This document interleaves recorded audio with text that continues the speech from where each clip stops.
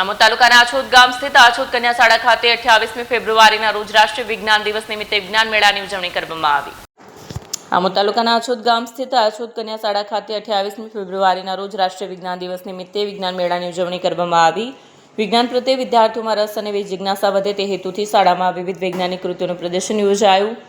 ધોરણ 6 થી 8માં અભ્યાસ કરતી કુલ 80 વિદ્યાર્થીઓએ ઉત્સાહભેર ભાગ લીધો।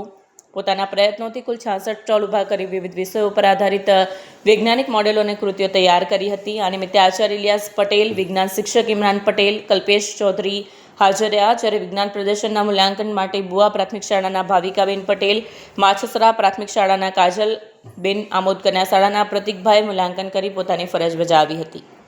વિડીયો જર્નાલિસ્ટ મોહમ્મદ ખત્રી સાથે સત્યા ટીવી ન્યૂઝ આમોદ। મારું નામ પટેલ ઇલિયાસ મોહમ્મદ વલી છે। હું આછોદ પ્રાથમિક કન્યા શાળા પીએમસી ગુજરાતમાં આચાર્ય તરીકે સેવા બજાવું છું। આજે 28મી ફેબ્રુઆરી વિજ્ઞાન દિવસ રાષ્ટ્રીય વિજ્ઞાન દિવસ તરીકે ઉજવવામાં આવે છે। સમગ્ર ભારત દેશમાં તેની ઉજવણી થઈ રહી છે।